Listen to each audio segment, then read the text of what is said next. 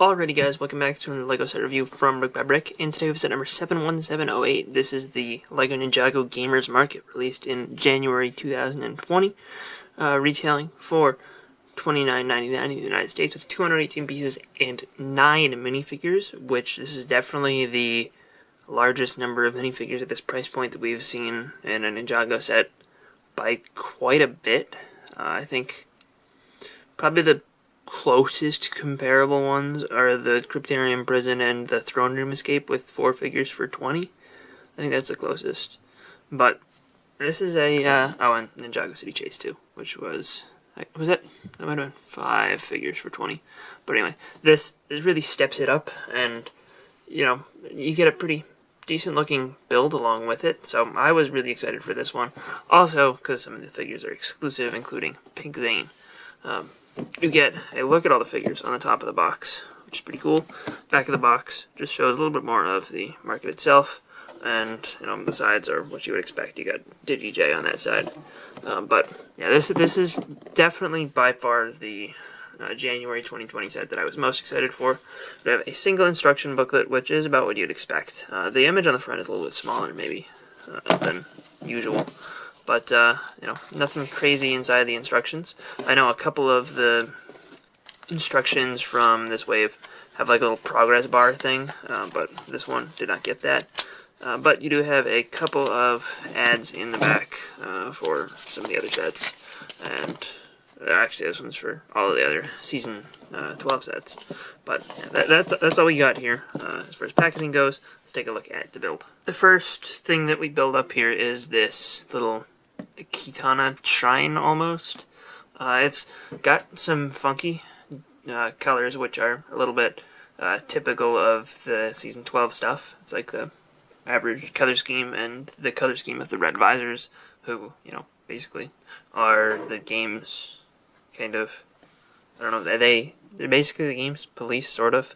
But we do get this power-up block with the Kitana in it.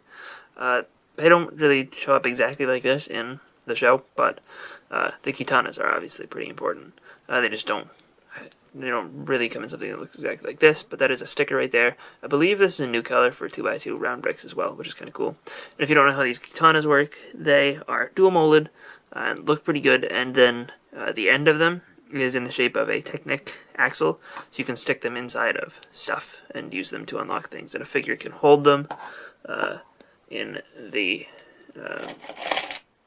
with their hands right like this, and they can also hold them like this, because this is also bar shaped.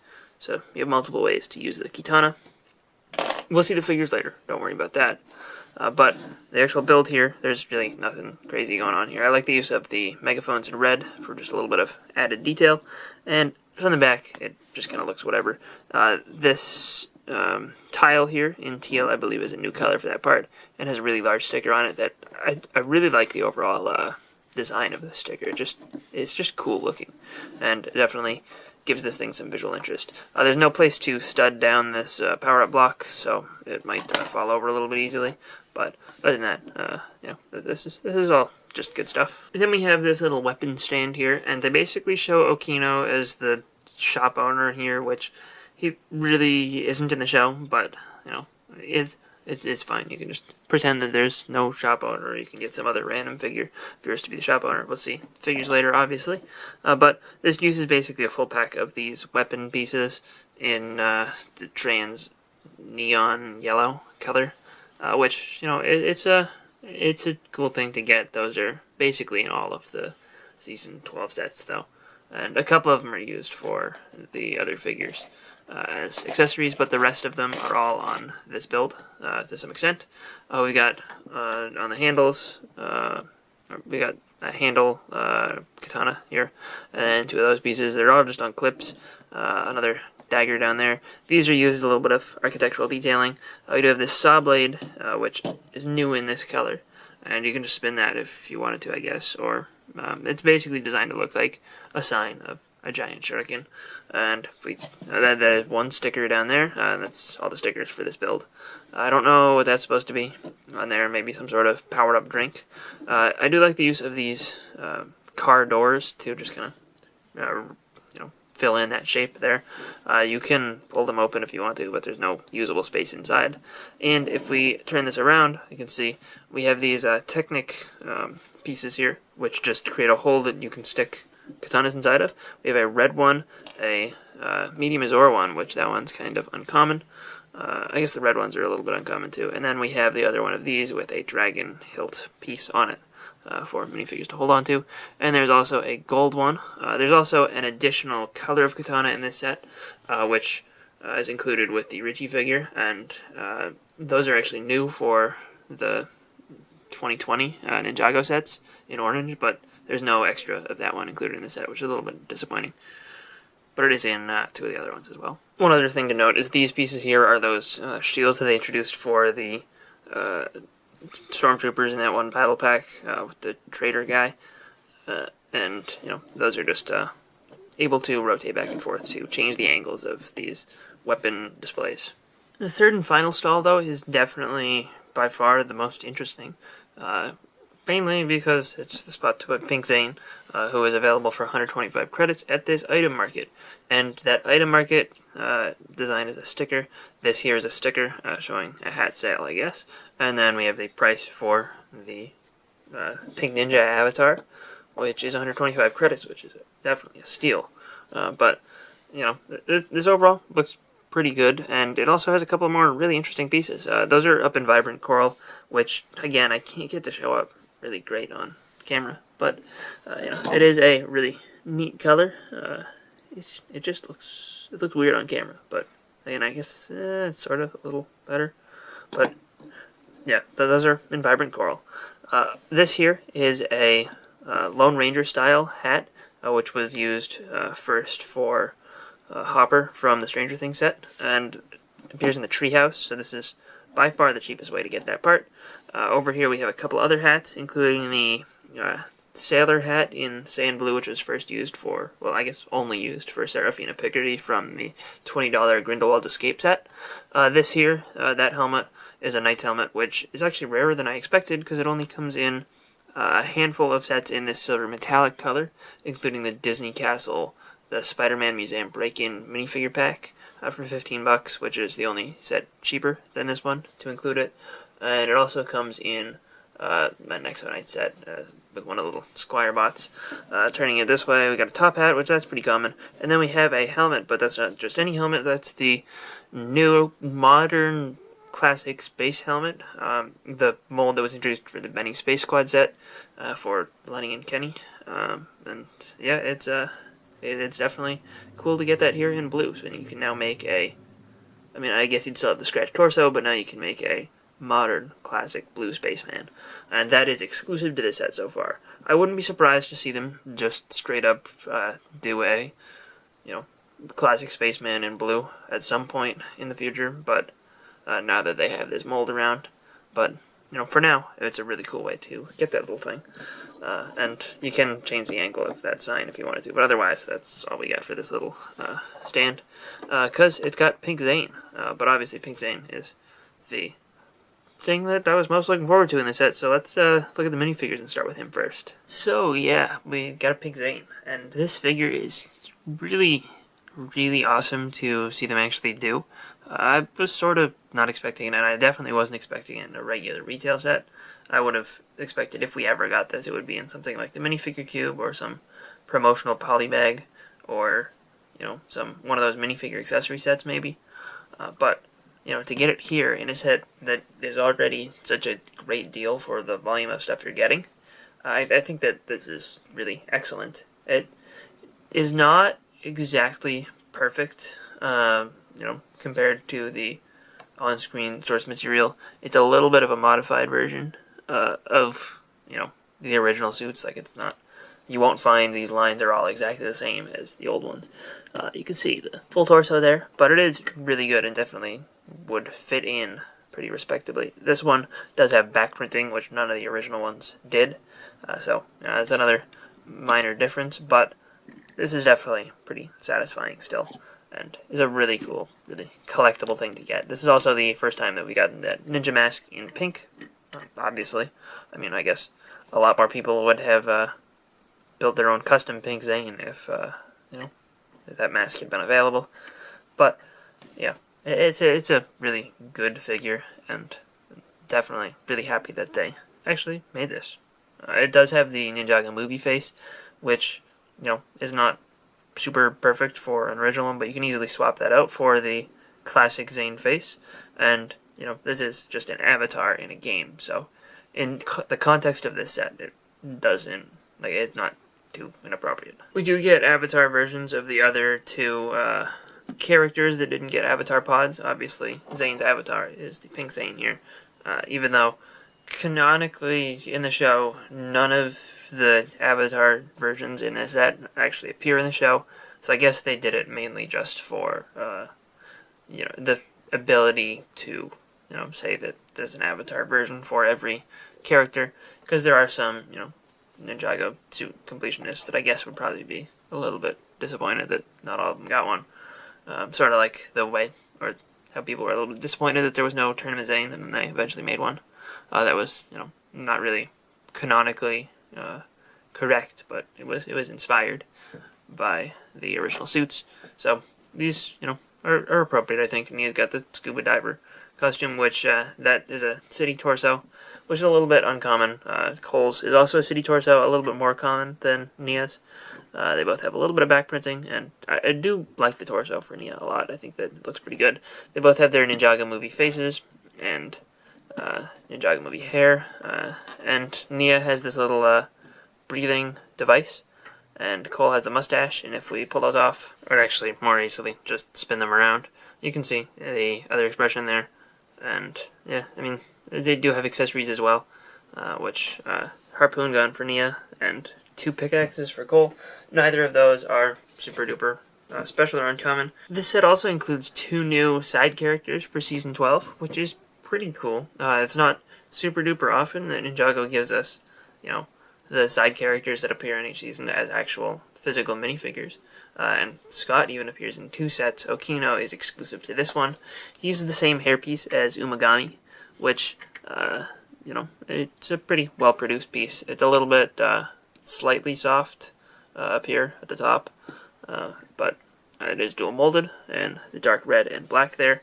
And the one thing that is interesting about that part is that, let's see, what do I have that can clip onto that? I guess we can just grab another figure and use the hands. But you can fit anything clip sized around that bar on his hair. So, you know, that's a decent connection that they've added there. I don't know what kind of possibilities that'll give you. I guess those classic versions of the feathers that have a clip on the end, I guess you could put that on there if you wanted to. His face print is Karloff's, which is interesting. He's not linked to Karloff in the show, at least as far as we know. And the bag accessory is cool. We don't get too many of those. His torso print is pretty neat. Scott here uses the hood-hat combo that was introduced for Jack from Hidden Side. This is a cool new color combination for it. The torso and the legs and the face are all pretty cool. Pretty well done. I like the alternate face on him too. And they do a little bit of back printing on both of them. Okina's is really simple, but it works. And Scott has one of those weapons from that weapon pack, and Okino has the Ninjago movie sword, which is cool. And now we have by far the 2 most complex figures in this set. We have Richie and we have Digi-J, and both of these figures appear in a couple sets. I think this is the cheapest set for Richie. No, he's the one in the mech jet, I think, right? I get the sets that the pink one and the sand green one appear in. A little bit confused sometimes, but I think that this is still one of the better ways to get this guy, because, you know, there are 9 minifigures in this set, so it's a pretty good deal regardless. I guess we'll talk about that more later, though. We're going to have to remove a lot of stuff in order to see everything that they've got here, but their accessories each use one of these game controller pieces. We got the black and red one for Richie, and then we have the regular black and white one for Jay, and that's his standard weapon that he gets in pretty much all the sets that he comes in. They also both have these health bar pieces up on the top, which are both printed, and those both appear exactly the same on all the other sets that include bad guys and good guys. There's no variations of number of health bars remaining. It's always the ninja that have only 3 left. And those, if you don't know how they work, they clip onto these armor pieces, which, or they, stick into them, because there's a bar-shaped hole in these, and the top of them can also be removed as well. So that is just a regular bar in there. And their armor pieces also hold 2 katanas. But, again, in order to actually see the detail in these figures, we're going to have to remove those. Both of them look a lot more plain without those armor pieces on there. I think of the 2, Richie looks a little bit weirder, just with the way that the pink blends straight in. I think he looks a lot better with the black armor, mixing up that color scheme. His headpiece is a new mold, which is dual molded, so all the pink that you see on there is just plastic, and all the black is just plastic. There's no printing on that, which is a little bit of a shame that they couldn't do anything for the mouth, printing-wise. That, I don't know, it just feels a little bit less modern, because they usually do a pretty good job of printing mouths and noses and eyes nowadays. But it does have a bar-sized hole on the top, which they stick this hairpiece into, which that is a separate part. It comes out, same thing that they used for Nauticon and some other figures in the past. But the torso printing on both of these is pretty good. I like the pixelated designs on Richie's torso. Jay's torso is pretty good, and Jay has an alternate face, which this is a new face print for this season, because it has this visor on the front, which is pretty cool. The last 2 figures that we've got here are Harumi and one of the red visors, and both of these figures are pretty good. Harumi is a little bit of a Kill Bill reference there, which, I don't know, I haven't seen the movie, but I've heard everyone say that, so I'm going to repeat it. And, it's cool to get Harumi back here. Minor spoiler alert if you haven't seen the show, so skip forward like 10 seconds. She does actually appear in the show like this, so that's a cool thing, for accuracy's sake. And, the red visor figure does appear in another set. Harumi is exclusive. She has her old face print from the Hunted sets, and torso and leg print on her is pretty good, and she does have some back printing. Of course, to see that on the red visor, we're going to have to remove that armor. And I really like the overall color scheme of the red visors with the teal and red, and the actual visor is actually just transparent fluorescent orange, which is not red, so his name is a little bit of a lie. His weapon is fine, and he does actually have an alternate face for when he's sort of corrupted-ish, I guess. One other thing to note, just before the final summary, we do actually get a handful of extra stickers in this set, which is a thing common across, I think, all of the Ninjago Season 12 sets. And, as far as other extra parts, they're relatively what you would expect. You get an extra of all the colors of katanas aside from that orange one, and other than that, we also get one of the breather pieces from Nia as a spare. But other than that, it's all just relatively standard, normal stuff. But, overall, this set, I think, you probably could have guessed from what I've said. I like it. It's a good value, I think. And, it's definitely got a lot of stuff that, Ninjago fans are going to want. If you're not a real big fan of, minifigures, like if you don't care about minifigures, this set's probably not for you. But if you do, I think that this set is sort of a no-brainer. Like, not only do you get the 9 minifigures here, which, of them, 3 are exclusive, and the exclusive ones aren't like, there's just one minor change. They're either an exclusive character, really cool exclusive version of a character, which there are 2 of, and, they're both completely different from what's come before. There are no exclusive face prints to this set, but, you do get 3 exclusive torsos and 2 exclusive leg prints. And you also additionally get an exclusive new headgear piece that isn't even for one of the figures, plus a couple other really cool rare ones. And if you don't care about the build, you have some extra hat pieces that you can use, just for whatever. Also, I don't remember if I mentioned earlier, but this hat piece here up on the top is only in this set and the new golden mech from the Legacy 2020 sets. But overall, I think that there's a really good amount of stuff here, and the builds aren't crappy. Like, they look pretty good for what they are. They're a little bit simple, not super complex, and they won't take long for you to build, but they're cool and they're relatively displayable as well. I think that this makes a good little market scene. I mean, maybe it would have been cool if you could expand this with some other set or connect it to the temple or something. But, you know, at that point, I'm really sort of just nitpicking. I think that, you know, based on figures alone, this is worth the $30. You know, if the figures were all super relatively generic and standard, and maybe I could reasonably want to see this for $25, but, you know, I think that with the quality of stuff here, I think that the $30 price is pretty fair, and I would definitely recommend picking this one up. So, hope you guys enjoyed this review. If you did, let me know in the comment section down below, and I'll see you guys all next time. Bye, everyone.